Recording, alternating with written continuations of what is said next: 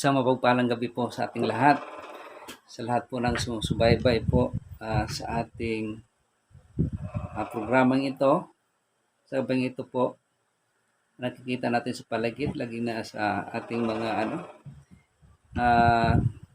sa buong mundo, itong pandemic na to sa bansang Pilipinas. So, dito tayo sa Pilipinas ngayon, talagang maisabi natin ito yung crisis ng mundong ito. Ano bang dapat natin gawin? How do we do in times of crisis? So, tayo po, may mga tao na hindi alam kung ano po yung dapat gawin. May mga taong talagang walang-wala na. May mga taong kanilang puso ay punong-puno ng kaguluhan.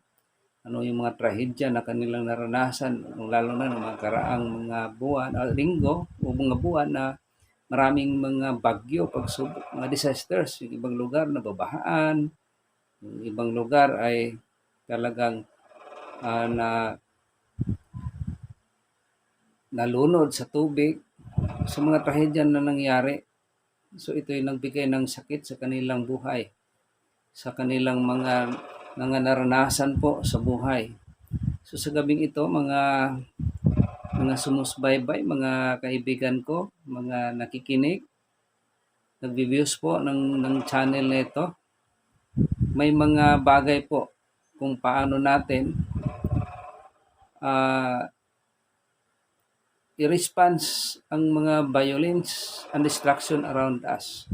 So una, dito po natin makikita po na bilang tayo ay tao, bilang tayo ay may pananampalataya sa Diyos, na nakikita natin na isa sa greatest weapon bilang isang tao ay ang ating panalangin. So prayer deeply. Kailangan nating manalangin tayong mataimtim. Ano ba ang prayer? Prayer, kung titingnan natin bilang mga sumampalataya sa Panginoon, prayer, it is talking to Jesus. It is how to approach with Jesus sa ating Panginoong Amang nasa langit, dahil ang panalangin po natin ay kailangan nating ipadaan sa ating Panginoong Jesucristo. Dahil anuman ang ating hingiin sa ating Amang nasa langit sa pamamagitan ng Jesucristo ay ipagkaloob po ng ating Amang nasa langit. Sabi niya nga, kung manatili kayo sa aking mga salita at manatili kayo sa akin, ay anuman ang inyong hingiin sa inyong Amang nasa langit sa pamamagitan ng Jesucristo ay ipagkaloob po sa inyo. Kaya po, mga kapatiran ko, ang salita ng Diyos, sabi nga po, nagsabi, as believers, we look prayer and trust in His sovereignty. Kailangan po natin nang hanapin nating manalangin tayo, hanapin natin ang kapangyarihan ng Diyos, magtiwala tayo sa Kanya at hanapin natin yung Kanyang sovereignty sa buhay natin. Scripture says at nagsasabi sa atin, prayer is our most powerful resources. Sa panalangin natin, ito po yung pinaka-most powerful resources. Material man, spiritual resources po na kailangan natin ay sa pamagitan ng ating panalangin, ipagkaloob po ng Diyos ito. So paano ba natin, paano ba tayo manalangin sa Panginoon? Sabi nga, Ark of the Holy Spirit, ask the Holy Spirit. Humingi ka sa Banal na Espiritu Santo to help you. He is the intercessor for us and cries out to God in our behalf. Sa Roma 8:26, humingi tayo ng tulong sa Espiritu. Dahil siya ang ating gabay kung paano tayo manalangin sa ating buhay na Panginoon. Amen. So bawat isa sa atin po, kailangan natin ng tulong. May mga bagay na hindi natin alam kung paano tayo manalangin, how to pray deeply. Kung paano tayo manalangin na mataimtim. Hingin natin ang Holy Spirit na siyang maggabay at magtuturo sa atin kung paano po tayo manalangin. Kaya sa gabing ito yung una na kailangan natin, how do we do in times of crisis. Sa panahon natin ngayon, punong-puno ng mga troubles, punong-puno ng mga kaguluhan, pighati sa buhay. Pagkatandaan po natin na itong mga bagay na dapat po natin gawin, kailangan natin ng ating mga feelings ay patatagin po natin. Lumapit tayo sa Panginoon. Dahil ito lamang po ang ating pinagmalakas na sandata is to approach the Lord Jesus Christ as our personal Savior. I-approach po natin siya na kung tayo manalangin at humingi sa Diyos with reverence, kailangan may paggalang po tayo sa Panginoon. Mayroon tayong pagpakumbaba sa Panginoon at hanapin natin ang habag mula sa langit sa pamamagitan ng ating pagpakumbaba sa ating buhay na Diyos through prayers natin. Ito po yung isang bagay na dapat natin gawin kung paano tayo mag-response sa sitwasyon natin ngayon sa paligid. Maraming mga tao ngayon na nagkasakit, na epektuhan sa virus. Isa lamang po ang ating pwedeng kapitan. Isa lamang po ang ating pwedeng lapitan, ang ating Panginoon na siyang may likha at may akda sa lahat ng bagay sa anumang mga pangyayari sa mundong ito. Prayer is very important. Prayer is to talk to Jesus. Ito yung ating pag-approach. Pwede tayo manalangin kahit saan. Pwede tayo manalangin kahit saan tayo pumupunta. Isang bagay lamang na dapat nating gawin, huwag nating kalimutan ang panalangin na may kasamang pananampalataya. Panalangin na may kasamang pasalamat sa ating buhay na Panginoon. Ang Diyos, ang lahat ng ito ay ang Diyos ang nagbibigay sa atin. Binigyan tayo ng lakas, binigyan na tayo kung paano manalangin. Ask the Holy Spirit how to pray, how to help us in our prayers. Okay, pangalawa, saturate yourself in God's Word. Ibig sabihin, na kung tayo ay isang talaga matatag mananampalataya, meron tayong pagtitiwala sa Diyos, kailangan pala natin mga nilalang o nilikha ng Diyos na mayroon tayong sinasabing saturate, magbababad tayo, magbibigay tayo ng panahon sa salita ng Diyos. Ano ba yung mga bagay na kailangan natin? Halimbawa, nandito sa panahon na natin ngayon, nasasaktan ka, nalungkot ka, nandiyan ka sa pighati, ano man ang nakikita natin sa paligid natin, dahil sa pandemic, nawalan ng trabaho, hindi makapasok, natamaan ka ng virus, isang bagay lamang dapat na kailangan, huwag tayong malungkot. Paano natin hanapin ang kagalakan mula sa ating Panginoon, kasayahan, how to find comfort sa mga pangyayari at mga balita natin na pakinggan. Araw-araw tumataas ang bilang ng mayroong positibo sa COVID. How to find comfort. Itong mga bagay na dapat natin gawin. Magbabasa tayo ng salita ng Diyos. Give time to read the Bible. Magbigay ka ng panahon para sa leksikin ang salita ng Diyos. Ito yung sinasabi natin, studying the Bible. Iba kasi yung magbabasa ka lang, kaysa pag-aaralan mong salita ng Diyos. Kasi sa pag-aaral ng salita ng Diyos, mga kaibigan ko, mga kapatiran ko, mga kapwa ko, mananampalataya sa Panginoon, iba yung nagbasa ka lang kasi yung pagbasa mo, para balang ikaw ay lumalakbay o naglalakbay na dumadaan lamang. Samantalang yung sinasabi nating studying, pag-aaralan mo ang salita ng Diyos, nagbigay ka ng sapat na panahon, you spend time, kung saliksikin mo, paano mo malaman, ano ba ang meaning nito, anong kahulugan sa buhay mo ito, kung bakit kailangan mong matutunan at malaman ang mga pangyayari, kung paano mo natuklasan, ano yung binabasa mo patungkol sa Biblia. Ang Biblia, sabi nga ng Proverbs 30 verse 5, every word of God proves true. He is a shield of those who take refuge in Him. Siyang kanlungan, siya yung kublihan sa lahat ng nagpapasakop sa Kanya at nagtitiwala sa Kanyang mga salita. Dahil ang salita ng Diyos para sa akin ay isang totoo at buhay ng patotoo at hindi sinungaling ang salita ng Panginoon. Ito'y nagbibigay sa atin ng pag-asa. Siya yung ating kanlungan, siya yung ating kublihan sa panahon ng ating kagipitan, sa panahon ng ating kapighatian, sa panahon ng ating kalungkutan.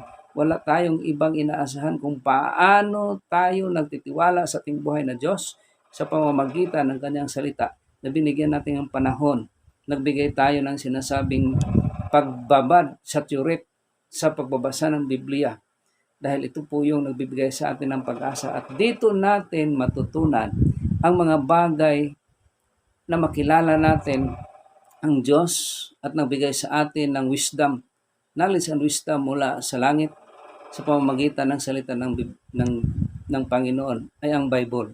The Bible is the basic information before leaving the earth. Ito'y kailangan nating matutunan. Sabi nga dito sa Psalm 3 verse 3, sabi nga, "But you, O Lord, are a shield around me, my glory, and the one who lifts up my head." Ang Diyos ang ating proteksyon. Siya lamang ang Panginoon, ang ating panangga. Siya yung ating kalasan. Kaya lubos tayong magtitiwala sa Panginoon. Ang kalwalhatian natin ay siya nagtataas sa ating buhay sa pamamagitan ng salita ng Panginoon na siya nagbigay sa atin ng pag-asa. Kaya kung tayo nalulungkot, tayo nasaktan sa mga pangyari dahil ang ating mga mahal sa buhay, lalo na kung malayo ka, ang hirap na pumunta, hirap na magbiyahe dahil sa mga pangyayari sa ating paligid ngayon, huwag natin kalimutan na may Diyos na ating pag-asa. Ang Diyos ang ating kabublihan. Siya ang nabigay sa atin ng kalakasan sa ating mga buhay. Sa panahon ng inyong kagipitan, sa panahon ng ating mga kalungkutan, sa anumang sitwasyon na ating naranasan sa kasalukuyan sa buhay natin sa mundong ito, huwag nating kalimutan na mayroong salita ng Panginoon na lagi nagpapalakas sa ating mga buhay.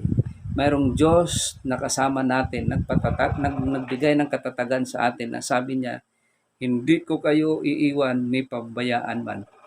Yun ang pangako ng Panginoon. Basta tayo lamang magtitiwala sa Kanya. Ito yung mga bagay na dapat nating gawin sa panahon ng ating kagipitan, sa panahon ng mga kaguluhan sa buhay natin. Lumapit tayo sa Panginoon. Manalangin tayo. Magbasa tayo ng Biblia. At ito yung solusyon sa buhay natin. Paano natin maibsan yung kalungkutan, mga stress na ating naramdaman sa buhay natin. Pangatlo, how do we do in times of crisis? Guard your heart. Ingatan mo yung puso mo. Bantayan mo yung puso mo. Yung pighati sa buhay mo, yung sorrow mo, yung kalungkutan mo, yung stress can kill a person emotionally and physically. Ito yung stress, ito yung sinasabi ng iba, the silent killer of human being. Pag ikaw ay na-stress, hindi mo na alam kung anong gagawin mo. Tatanda ka, imbes kay pogi ka o maganda ka. Nagbigay ito ng katandaan sa ating buhay, sa ating pagkatao. Ang stress, na-stress ka, wala ka ng pera, na-stress ka, anong mga bagay na dapat mong gawin. Kaya ingatan natin ang ating puso na ito'y dapat nating bantayan. Ito'y nagpapahina sa ating buhay. Ito'y nagbigay powerless po sa ating buong pagkatao. Nawalan ka ng pag-asa, nanghihina ka, di mo alam kung anong dapat mo gawin. Ito'y isang bagay na dapat nating matutunan na sinasabi po na guard your heart. Ingatan mo yung puso mo. Bantayan mo yung puso mo. Ito yung mga bagay na dapat nating malaman bilang isang mga tagapagsubaybay ng programang ito. Yung kahinaan natin. Alam niyo po yung kalungkutan, yung sakit. Ito yung tawag nito, ito yung stress. Ito yung nagbigay ng sakit. Ito yung nagbigay ng isang pakiramdam na epekto sa atin physically, emotionally, at mental and spiritually damaging. Learn how to cope with stress from trouble incidents. Kailangan tayong matuto paano natin i-handle ang mga bagay na ito. Pero kung kasama natin ang Panginoon, may salita ka ng Diyos, lagi kang lumalapit sa Kanya sa pamamagitan ng panalangin with fellowship. Sabi nga ng Panginoon sa Proverbs 3:5, magtiwala ka sa Diyos at huwag kang manahan sa sarili mong karunungan. Although meron tayong kakayanan sa sarili natin, pero lahat ng ito, kailangan pa rin natin ng Diyos. Huwag tayong manangan sa sarili nating karunungan. Kaya ang Diyos pa rin ang dapat nating lapitan. At lahat nating mga plano sa buhay natin, ay isanggunin natin sa Panginoon, at kung ito ay kalooban ng Diyos, itumpak niya ang lahat ng mga hiningi natin sa Kanya. Yan napakasarap na habang nandito tayo sa mundong ito, yung mga oras natin na mga nasasayang na oras na bigay natin, magkaroon tayo ng meditation sa Panginoon, magkaroon tayo ng time na kasama ang Diyos sa pamamagitan ng pagbabasa ng Biblia, dahil dito mo makikita at ano yung mga nangyayari sa mundong ito ay nasusulat na sa Biblia. Kaya kailangan lamang natin malalaman at matutunan upang maingatan natin ang ating buhay, ang ating puso. Maingatan natin upang hindi tayo mangamba, hindi tayo matakot. Dahil kung alam natin ang mga pangyayari sa mundong ito, sa pamamagitan ng pagbabasa natin ng Biblia, hindi tayo mangamba, hindi tayo may stress, kundi maging matatag tayo dahil alam natin kung paano natin ingatan ang ating puso. Ang sabi ng Pilipos 4:6 hanggang 7, basahin ko po sa Bible, no? Mga tagapagsubaybay. Sabi ko ganito, huwag kayong mabalisa tungkol sa anumang bagay, sa halip ay hingin ninyo sa Diyos ang lahat ng iyong kailangan sa pamamagitan ng panalangin may papasalamat. Hindi tayo dapat mabalisa. Ang ibon nga sa langit, ang ibon sa kalawakan, hindi nag-ani, hindi nagtanim, no? Hindi nagtanim, hindi nag-ani. Pero nabubuhay sila. Hindi sila pinabayaan ng ating amang nasa langit. Tayo pa kaya na mas mahalaga pa tayo sa mga ibon sa kalawakan? Tayo pa kaya na mahal tayo ng Panginoon basta ikaw ay nagtitiwala sa Kanya? Sabi nga po dito sa verse 7, at di malirip na kapayapaan ng Diyos ang mag-iingat sa inyong puso at pag-iisip sa pamamagitan ni Jesucristo. Ang kapayapaan ng Diyos ang siyang mag-iingat sa ating puso sa pamamagitan ni Jesucristo. Pag tayo dumulog sa Kanya, lalapit tayo sa ating Panginoong Jesucristo, ang lahat ng ito ay mawawala, ang lahat ng inyong mga sakit sa emosyon mo, kalungkutan, lahat ng stress mo wala. Pag ibuhos mo ang lahat ito para sa Panginoon. Kaya sa gabing ito, patuloy po tayo. Pang-apat, kung paano natin gagawin ang mga bagay sa panahon ng crisis ngayon. Pang-apat, care for others. Kailangan po natin na mayroon tayong ibang tao na nakikita natin na kung sila din ay naghihirap. Sabi nga ng Galatians 6:2, Galatians chapter 6 verse 2, bear one another's burden and so fulfill the law of Christ. Dahil ito po yung naranasan ni Jesus Christ at ang purpose ng Panginoon sa buhay natin bilang isang mananampalataya, na kailangan din natin, natitingnan din natin yung pangangailangan ng iba. May kabigatan ng iba, tulungan din natin. Hindi lamang po sa ating sarili, at kailangan po natin may ibang tao. Kasi kung tayo nag-iisa at walang ibang tao na mag-comfort sa atin, walang ibang taong magpapalakas sa atin, manghihina din po tayo. Kailangan po natin mayroon tayong ka-fellowship, kaibigan natin, lalo na yung mga taong nangangailangan ng tulong mo. Ito yung kailangan natin. Kailangan din po natin silang tulungan. Kailangan po natin silang abutan na makikita natin talagang totoong pangangailangan nila sa panahon ng crisis ngayon. Care for others. Kasi pag makasarili din po tayo, hindi po tayo kinalulugdan ng Diyos. Kasi kung ang sarili natin ating iniisip, ang Diyos, ang ating Panginoong Jesucristo, ang Diyos amang nasa langit, kung siya ay makasarili, kung hindi niya minamahal ang buong tao sa sanlibutan, hindi niya binigay ang kanyang buong anak. Pero isa sa mga layunin niya, di bali mamasaktan o mamatay ang kanyang nag-iisang anak, ito ibinibigay niya sa bunduti upang hindi mapahamak ang lahat ng tao. Sabi nga niya sa John 3:16, for God so loved the world that He gave His only begotten Son, that whosoever believeth in Him should not perish but have an everlasting life. Binigay niya ang kanyang nag-iisang anak para sa ating lahat, para magkaroon tayo ng pag-asa at kalayaan at hindi tayo mapahamak sa sino magsumampalataya sa pamamagitan ni Jesucristo na binigay ng Diyos Ama dito sa atin. Kaya ang kailangan ng Panginoong Hesus para sa atin din po, kailangan po nating mayroon tayong pagtingin para sa iba, sa mga pangailangan ng ibang tao. Care for others. Ito po yung kailangan po natin. It is important to guard our heart, but you can also support others expressing secondary mga trauma, no? Some who may be going through a personal crisis. So ito yung importante, to guard our heart, but you can support, we can support others. Ano mga pangailangan, mga personal na mga crisis, mga problema. So isang mga bagay na kailangan natin upang palakasin ang ating mga pananampalataya, ating ding fellowship. Ito yung kailangan sa buhay natin. Dahil kung ikaw ay naghihina, dahil sa problema, dahil sa mga trauma, dahil sa mga pangyayari, we need a fellowship because fellowship gives us stronger. Ito yung nagpapalakas sa atin at nag-remind sa atin kung paano tayo magbalik loob sa Panginoon, paano tayo lumakas, paano mag-grow ang ating pananampalataya sa Diyos. Ito yung napakahalaga sa bawat isa sa atin, mga kaibigan ko, mga viewers ko, no? Mga kasama kong mga mananampalataya sa Panginoon, mananampalataya sa salita ng Diyos. Lahat tayo nananampalataya sa Diyos. Ito ay kailangan natin sa buhay natin ngayon. Kung lalo na sa pandemic na ito, kailangan nating makipagpilusip sa mga Kristiyano na ang pag-usapan ay ang pagpapalakas sa salita ng Diyos with prayers. Kailangan natin.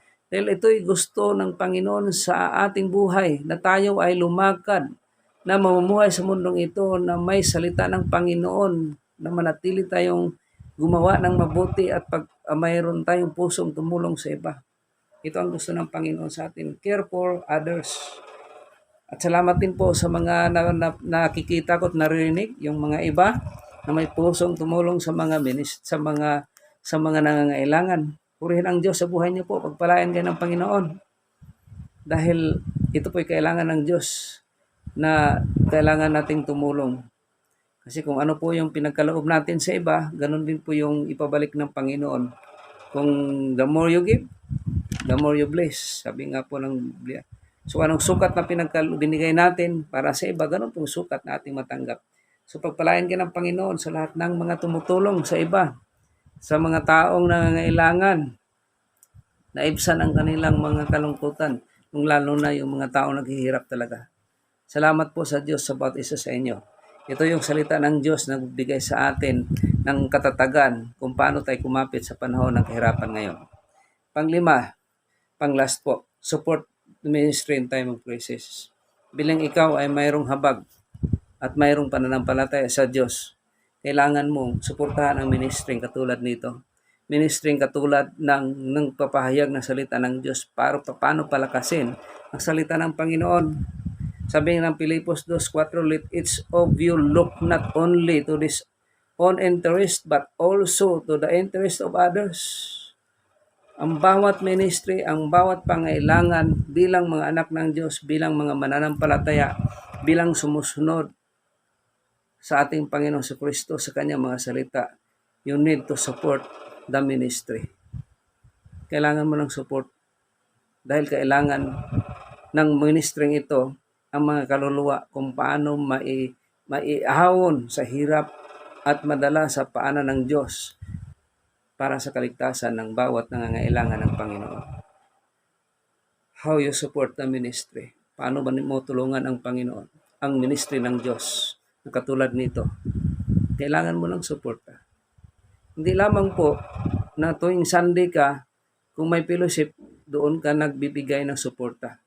Sa bawat araw na gusto mong pagpalain ka ng Panginoon, handa mong ipagkaloob na galing sa puso mo, maaari mong suportahan ang bawat ministry.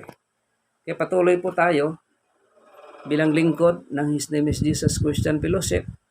Patuloy po yung ating ministry. Na kahit nasa pandemya tayo, patuloy po tayong nagpapahayag ng salita ng Diyos dahil kailangan ng tao ang salita ng Diyos at ang Panginoon kailangan ng tao. So ito po yung independent church ng His Name is Jesus Christian Fellowship. So kung mayroon ng mga puso na handa pong tumulong para sa ministry at marami tayong maakay ng mga kaluluwa para sa Panginoon, makapagbigay po tayo ng mga tulong sa mga nangailangan, especially sa mga material ng mga bagay, financially. Purihin ang Panginoon sa inyong buhay. Pagpalain kayo ng Panginoon dahil ang Diyos na papahintulot po sa bawat isa sa inyo upang magbigay ng kapayapaan sa inyong puso. No? Purihin po ang Diyos sa mga nakikinig. Pagpalain po kayo ng Panginoon. Paano tayo kumapit sa ating buhay na Diyos? Paano tayo kumapit sa ganitong klaseng sitwasyon in times of crisis? Manalangin, babad sa salita ng Diyos, saturate yourself in the Word of God. Then, kailangan natin ingatan ang ating mga puso. Kailangan din natin na mahalin ng ibang tao at suportahan ang mga ministry anong mayroon po tayo. Salamat sa buhay na ating Panginoon. Salamat sa gabing ito sa mga nakikinig, nanonood, nagbibiyos, aking mga subscribers.